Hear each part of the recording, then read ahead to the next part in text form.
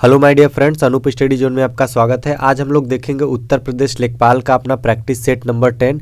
यदि आप लोगों ने पिछले क्लासेस को नहीं देखा है तो आपको डिस्क्रिप्शन में लिंक मिल जाएगा, वहां से आप जाकर के सारी क्लासेस को आसानी से देख सकते हैं। ठीक है, तो इस सीरीज़ में आपको पता ही होगा कि हम लोग सामान्य जानकारी के सभी टॉपिक सभी सब्जेक्ट से उठाए हुए हैं, जिसमें आपका history, geography, polity, computer science सभी से प्रश्न मिल जाएंगे।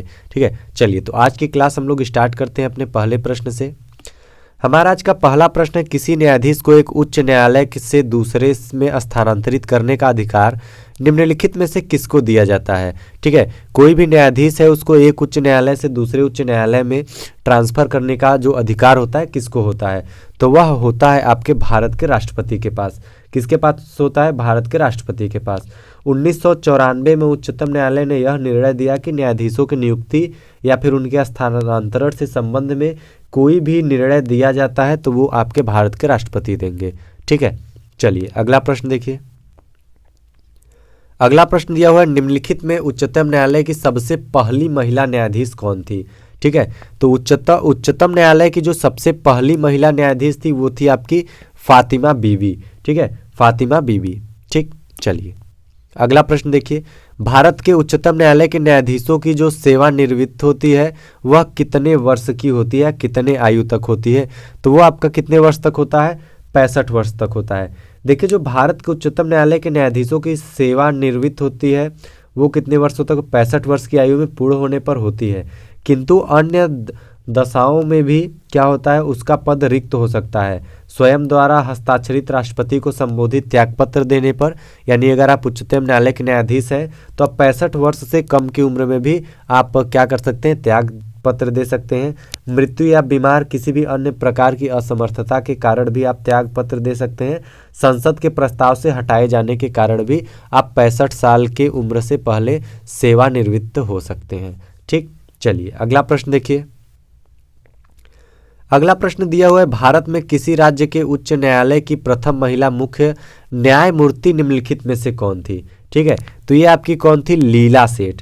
भारत में किसी राज्य के उच्च न्यायालय की प्रथम महिला मुख्य न्यायमूर्ति लीला सेठ थी। ठीक है, तो ये याद रखिएगा, महत्वपूर्ण क्वेश्चन है। ठीक है, चलिए अगला प्रश्न देखिए। अगला प्रश्न है हमारा, उच्चतम न्यायालय के न्यायाधीश किस आयु तक अपने पद पर बने रहते हैं। तो उच्चतम न्यायालय के न्यायाधीश जो होते हैं 65 वर्ष तक अपने पद पर बने रहते हैं। न्यायाधीशों का महाभियोग द्वारा हटाया जा सकता है। यदि आपको न्यायाधीश को हटाना है तो उनके ऊपर महाभियोग लगाने के बाद ही उनको हटाया जा सकता है। ठीक है, चलिए अगला प्रश्न देखिए। अगला प्रश्न, संविधान की व्याख्या कौन करता है। तो देखिए, जो संविधान की व्याख्या होता है, संविधान की व्याख्या आपका न्यायपालिका करता है। न्यायालय आपका यथा विद्यमान विधि का केवल निर्वाचन ही नहीं करता, वह विधि की घोषणा भी करता है और यह घोषणा आपका अबाध्यकर है। इस घोषणा का पालन करना उतना ही आवश्यक है जितना विधानमंडल द्वारा बनाई गई विधि का। ठीक है, न्यायालय जो होता है वह विधि का स्रोत होता है। ठीक है, तो संविधान की व्याख्या जो होता है न्यायपालिका ही करता है। चलिए अगला प्रश्न देखिए। अगला प्रश्न है आपका, सर्वोच्च न्यायालय के न्यायाधीश की सेवानिवृत्ति की आयु कितनी होती है। तो सर्वोच्च न्यायालय की भी बात करें तो सर्वोच्च न्यायालय में भी 65 वर्ष की आयु के बाद, जिस प्रकार से सर्वोच्च न्यायालय के न्यायाधीश होते हैं 65 साल की आयु के बाद रिटायर हो सकते हैं, उच्चतम न्यायालय के न्यायाधीश के रूप में नियुक्त के लिए कोई न्यूनतम आयु या नियम परिवारिधित निहित नहीं की गई है। ठीक है, उच्चतम न्यायालय के न्यायाधीश के रूप में नियुक्ति के लिए कम से कम की उम्र कोई भी आपसे नहीं मांगी गई है। आप जितना जल्दी से जल्दी आप न्यायालय में जा सकते हैं आप जा सकते हैं, यानी कि आपकी नियुक्ति कर दी जाएगी। ठीक है, चलिए अगला प्रश्न है आपका, जिला न्यायालयों के न्यायाधीशों की नियुक्ति किसके द्वारा की जाती है। जो जिला न्यायालय में न्यायाधीश की नियुक्ति होती है वह आपके राज्यपाल के द्वारा की जाती है। जिला न्यायालयों की नियुक्ति जो होती है वह आपके अनुच्छेद 233 से 237 के उपबंधों के अनुसार दिया गया है। यह आपका आर्टिकल 233 से 237 यानी अनुच्छेद 233 से 237 के उपबंधों के अनुसार दिया गया है। वह व्यक्ति जो सरकारी सेवा से पहले से नहीं है, उसके पास जिला न्यायाधीश के पद का जो पात्र होने के लिए बार का कम से कम 7 वर्ष का अनुभव होना चाहिए, वही जिला न्यायालय के लिए आपका नियुक्त हो सकता है। ठीक है, चलिए अगला प्रश्न देखिए। अगला प्रश्न है, एक रीट किसके द्वारा जारी किया जाता है? तो देखिए जो एक रीट होता है, एक रीट आपका कोई उच्च न्यायालय हो, कोई भी उच्च न्यायालय एक रीट जारी कर सकता है। ठीक है, भारतीय संविधान सुप्रीम कोर्ट को यह अधिकार प्रदान करता है कि वह मौलिक अधिकारों का पालन कराने के लिए संविधान के भाग 3 और धारा 32 के अंतर्गत रीट, यानी रीट क्या होता है, एक आपका परामर्श होता है जो जारी कर सकता है। इसी प्रकार से भारत में हाई कोर्ट की भी संविधान अनुच्छेद 226 आपका आर्टिकल 226 के अंतर्गत अधिकृत किया गया है और संविधान द्वारा प्रदत्त जो मौलिक अधिकारों का पालन कराने हेतु रीट जारी किया जा सकता है और कोई भी उच्च न्यायालय कर सकता है अनुच्छेद 226 के उपबंधों के तहत। ठीक है, चलिए अगला प्रश्न देखिए। अगला प्रश्न है आपका, उच्चतम न्यायालय में कितने न्यायाधीश होते हैं? तो उच्चतम न्यायालय की बात करें तो उच्चतम न्यायालय में आपके टोटल 34 न्यायाधीश होते हैं। ठीक है, भारतीय संविधान में किए गए प्रावधान के अनुसार देश में एक सर्वोच्च न्यायालय की स्थापना की गई है। आरंभ में सर्वोच्च न्यायालय में मुख्य न्यायाधीश के अलावा अन्य न्यायाधीशों की जो संख्या होती थी वह आपकी 7 होती थी, लेकिन न्यायालय के बढ़ते हुए कामकाज को मद्देनजर रखते हुए अब वर्तमान में टोटल आपके वहाँ पे कितने न्यायाधीश हैं? 34 न्यायाधीश बढ़ाकर कर दिए गए हैं। ठीक है, इसके पहले कितने होते थे? इसके पहले 7 होते थे। चलिए अगला प्रश्न देखिए। अगला प्रश्न है आपका, उच्चतम न्यायालय के मुख्य न्यायाधीश कितने वर्ष तक आयु तक वह पदधारी रह सकते हैं? तो ये आपके 65 वर्ष तक। ठीक है, पिछले क्वेश्चन में भी हम लोगों ने देखा है कि भारतीय संविधान के अनुच्छेद 124 के अनुसार आपका जो आर्टिकल 124 है, अनुच्छेद 124 है, 124 के अनुसार सर्वोच्च न्यायालय का प्रत्येक न्यायाधीश जो होता है 65 वर्ष तक की आयु तक कार्यकाल में अपने पद पर बना रहेगा। इसी अनुच्छेद में वर्णन किया गया है कि न्यायाधीश लिखित रूप से अपना त्यागपत्र राष्ट्रपति को सौंप सकता है, वह अपने सेवा से मुक्ति पा सकता है। ठीक है, चलिए अगला प्रश्न देखिए। अगला प्रश्न दिया हुआ है आपका, भारत के संविधान की व्याख्या करने का अंतिम प्राधिकार किस संस्था को है? ठीक है, तो यह आपका किस संस्था को है? भारत के उच्चतम न्यायालय को है। केवल सुप्रीम कोर्ट भारत का सर्वोच्च या उच्चतम न्यायालय है जिसे संविधान की व्याख्या करने और राष्ट्रीय कानून, जिसमें आपका स्थानीय उपनियम शामिल हैं, उनके प्रश्नों का निर्णय करने का अंतिम न्यायिक अधिकार प्राप्त होता है। जो आपका उच्चतम न्यायालय होता है, उच्चतम न्यायालय का जो अंतिम निर्णय, फाइनल निर्णय होता है, वही आपको मानना पड़ता है। ठीक है, चलिए अगला प्रश्न देखिए। इसके बाद आपका दिया हुआ है, किस रीट के तहत न्यायालय किसी व्यक्ति के गुम हो जाने या हिरासत में लेने का संदेह होने पर उसे उपस्थित करने का आदेश दे सकता है?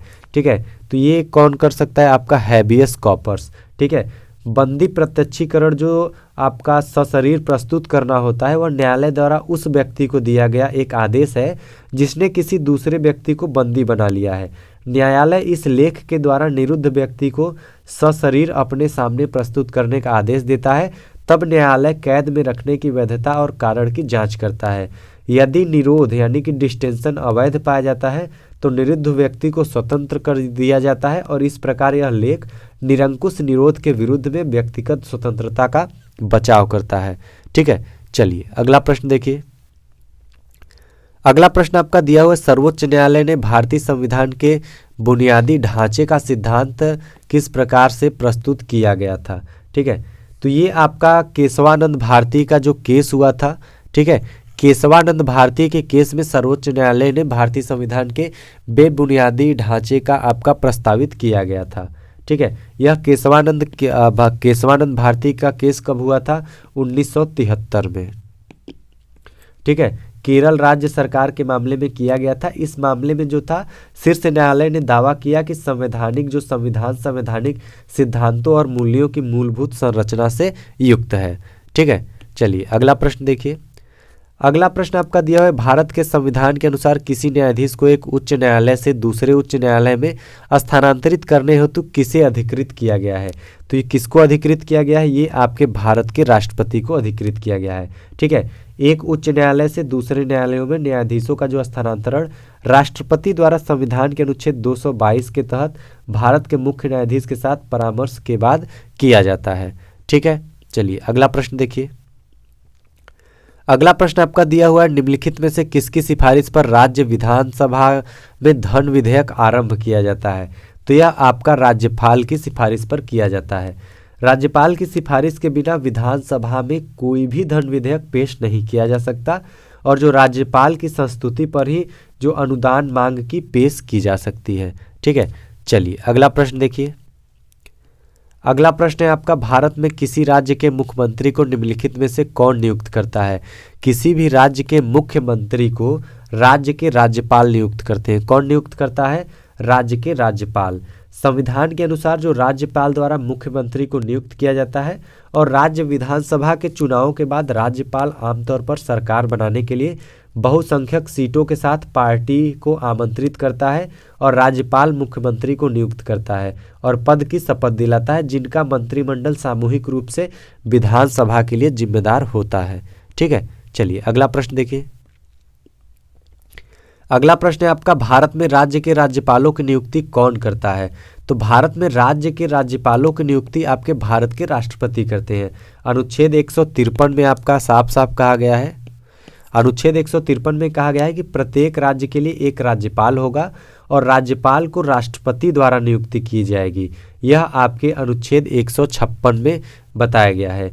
156 के अनुसार यह बताया गया है कि राष्ट्रपति के जो आपके प्रसादपण्य वह अपना पद धारण करता है और 35 वर्ष और उससे अधिक उम्र के कोई भी नागरिक योग्य हों, लेकिन उन्हें लाभ का कोई दूसरा पद नहीं रखना चाहिए। न ही संसद या राज्य विधानमंडल का सदस्य होना चाहिए या निर्धारित किया जाएगा। संवैधानिक प्रावधान के अनुपालन में संदर्भ में क्या आपका 1954 के तहत वेतन, भत्ता, पेंशन आदि को नियंत्रित किया जाता है। ठीक है, चलिए अगला प्रश्न देखिए। अगला प्रश्न दिया हुआ है, भारत में अवशिष्ट शक्तियां निहित हैं। भारत की जो अवशिष्ट शक्तियां हैं वह किस में निहित होती हैं? तो वह आपकी केंद्रीय सरकार में निहित होती हैं। ठीक है, हमारे संविधान में संघ को उन सभी विषयों पर विधान बनाने की अनन्य शक्ति दी गई है जो किसी सूची में प्रचलित नहीं है। ठीक है, चलिए अगला प्रश्न देखिए। अगला प्रश्न है आपका, भारत के नियंत्रक एवं जो लेखा परीक्षक का कार्यकाल कितने वर्षों का होता है? तो यह आपका कितने वर्षों का होता है? 6 वर्षों का होता है। भारत के नियंत्रक या जो महालेखा परीक्षक होते हैं उनका कार्यकाल 6 वर्ष या 65 वर्ष की आयु पूर्ण होने तक होता है। ठीक है, ये उनका जो पहले होता है 6 वर्ष के लिए होला, लेकिन वो 65 वर्ष से कम की उम्र में ही होने चाहिए। 65 वर्ष से अधिक की उम्र में उनको इस कार्य के लिए उनको रखा नहीं जाता है। ठीक है, चलिए आज के लिए बस इतना ही। अगर आपको वीडियो अच्छा लगा तो लाइक करें, कमेंट करें, शेयर करें। अभी तक आप लोगों ने चैनल को सब्सक्राइब नहीं किया है तो सब्सक्राइब जरूर से ज़रूर कर लें। यदि आप लेखपाल की तैयारी कर रहे हैं तो ये सीरीज़ आपके लिए मोस्ट इम्पॉर्टेंट हो सकती है। तो आज के लिए बस इतना ही, मिलते हैं अगले वीडियो में, तब तक के लिए धन्यवाद।